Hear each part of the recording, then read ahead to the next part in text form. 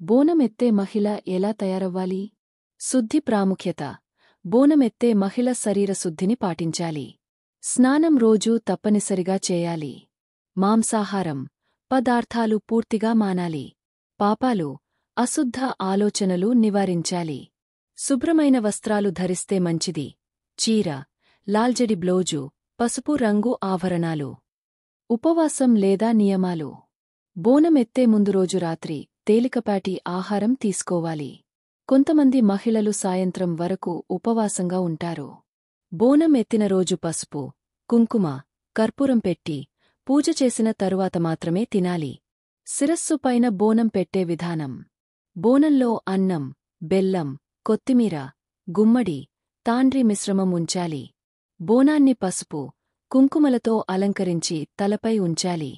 ముఖానికి పసుపు రాసుకుని జుట్టులో పూలు పెట్టుకోవాలి. తలపై బోనం పెట్టిన తర్వాత మధ్యలో నిలబడకూడదు, నిలకడగా నడవాలి. ఎలాంటి అలంకరణలు చేయాలి? చీర, లంగావోణి ధరించాలి. గజ్జెలు, తాళిబొట్టు, కంచుకాలు, పూలు, మెడలేసు అలంకరణలు తప్పనిసరి. ముఖానికి బింది, కాజల్ వేసుకోవచ్చు. పసుపు కుంకుమతో కళలు నిండుగా ఉండాలి. చేయకూడని విషయాలు. మానసికంగా నిష్క లేకుండా ఎత్తకూడదు. శుద్ధి లేకుండా బోనం ఎత్తకూడదు. మలిన వాతావరణంలో నడవకూడదు. బోనాన్ని వేసిన తరువాత మాట్లాడకుండా భక్తితో ఉండాలి. ఇతరులతో గొడవ, అపవిత్ర మాటలు మాట్లాడకూడదు. బోనం పడేసేయడం లేదా తేలికగా తీసుకోవడం నిషిద్ధం. ఇతర ముఖ్యమైన అంశాలు.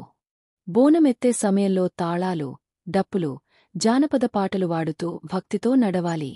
కొంతమంది మహిళలు 2 చేతులతో పట్టుకుని, కొంతమంది తలపై ఉంచి ఆలయానికి నడిచే పద్ధతిని అనుసరిస్తారు. బోనాన్ని దేవతలకు సమర్పించిన తరువాత భక్తులు ప్రసాదంగా తీసుకుంటారు. ఈ వీడియో నచ్చినవాళ్లు మన ఛానల్ని సబ్స్క్రైబ్ చేసుకోండి. అలాగే లైక్ చేయండి. తరువాత మీ ఫ్రెండ్స్ అందరికీ షేర్ చేయండి. మీకు నచ్చిన సెలబ్రిటీ జీవితం తెలుసుకోవాలి అంటే కామెంట్ సెక్షన్లో కామెంట్ చేయండి.